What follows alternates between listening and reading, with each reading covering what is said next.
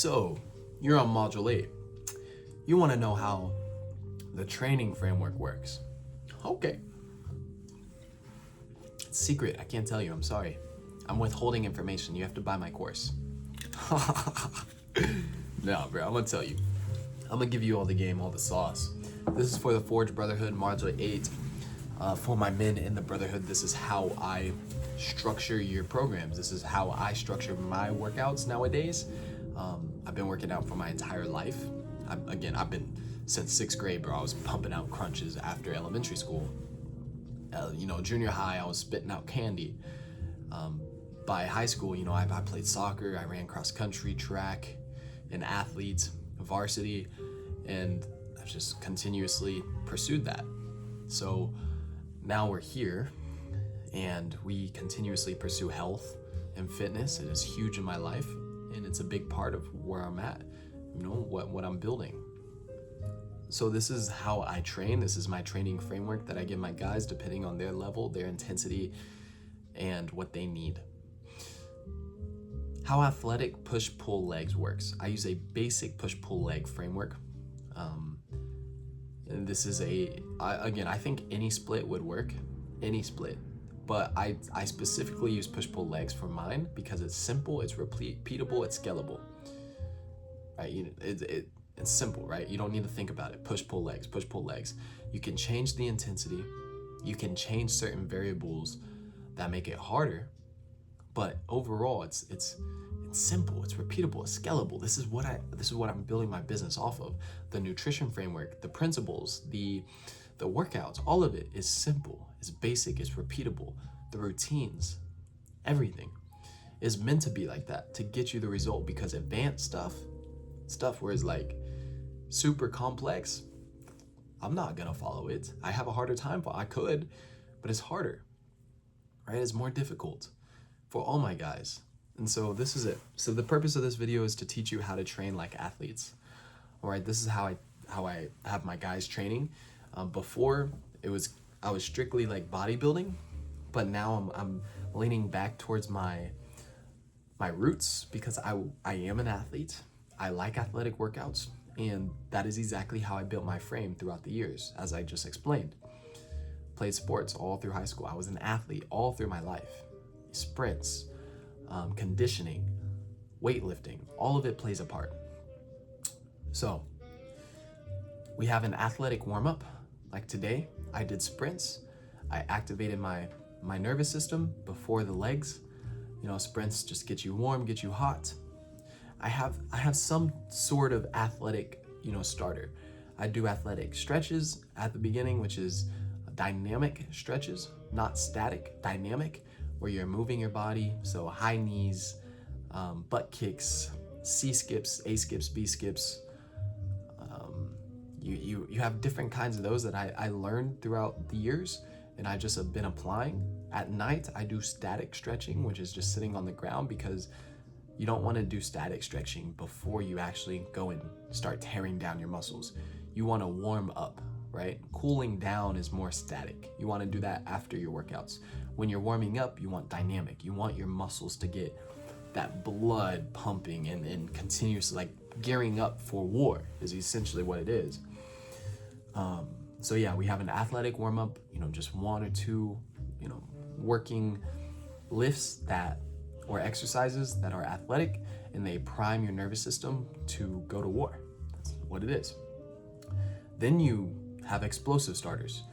All right. So my sprints this morning, explosive, athletic. Box jumps, explosive, athletic. Anything like that, anything that's jumping or sprinting, pushing, pulling, that's explosive work, that's the start. That's the start. So you have your athletic warm-up, then you have your explosive starters. Then we go into the strength block. This is heavy work. So 6 to 8 reps. You're squatting, you're leg pressing, you're benching, you're curling, whatever it is, you're pulling, your high pulls, like all of that. You want to do whatever it is you're going to do, strength. That is after the athletic, after your nervous system is primed, after you've already done your explosive work. Because if you do your explosive work after all of this, then it's higher risk of injury, it's higher risk of, crappy form, all of that. So you have your strength block, and then your accessory block is, your calf raises, your leg extensions, accessory lifts, shoulder raises, stuff like that. You abs, all of that's kind of accessory. You can increase the reps and decrease the weight, but this is meant to be after the strength. All right, your muscles are already kind of fatigued, right? You've already had the athletic, the explosive, the strength, and now it's accessories, the smaller muscles. Then a conditioning finisher. Okay, this is sled pulls, this is running, this is the various conditioning things that you apply to the workout to give you a good finisher. This morning after legs, my finisher was sleds to farmer carries to lunges. That was killer. That was super killer. So we did that conditioning finisher. It just depends on where you're at, where your goals are, and everything. And so all of that is kind of the structure of the workouts, right? How I create the workouts, how I create my own workouts currently, and what I'm gearing towards. Now, of course, maybe there's conditioning days where I have my guys do hill sprints. Maybe there's conditioning days of stuff like that. I love hill sprints. They make me feel like an animal, an absolute beast. But overall, like this is the structure: push-pull legs, a conditioning day, maybe hill sprints, after or something like that, or before.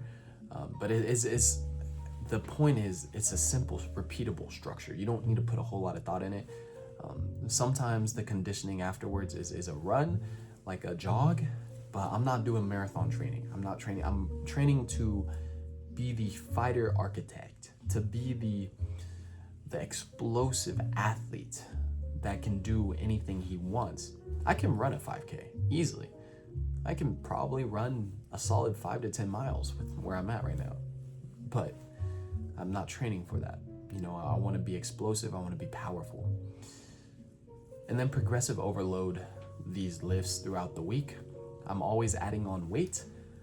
When I work out, I'm always looking to increase the weight, especially if you want to talk micro, like micro inside each day, inside each set, inside each rep.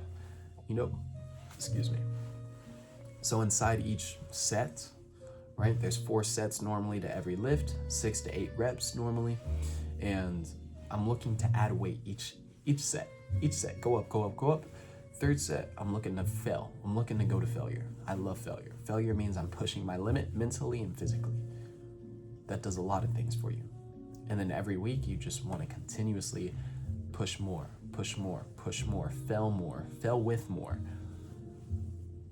I don't go into the gym saying, I'm gonna take it easy, I'm not gonna fail. No, I train like I'm going to war, bro.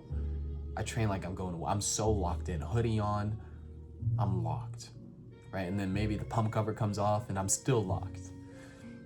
That is the point, bro. You want to train like you're going to war, because you are. You're going to war with your old self, and you're training not only for yourself, for your ego, for your biceps or whatever, curls for the girls. You're training to be able to stand in the gap between good and evil, to be such a strong man that can set the standard, set the example, and be the true protector and provider that God called you to be. That is why you're training.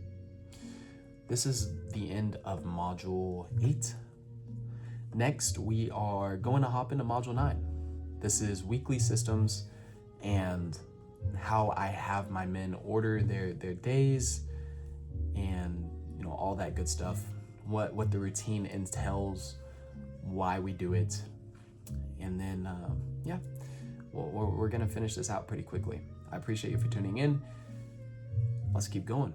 My name's Aiden Hatchett. You can reach me on Aiden Hatchett on IG if you want to talk. This is for my guys in the one-on-one for the Forge Fitness program. I'm looking forward to continuously growing with y'all. Let's keep moving. Stay dangerous. I'll see you on the next one.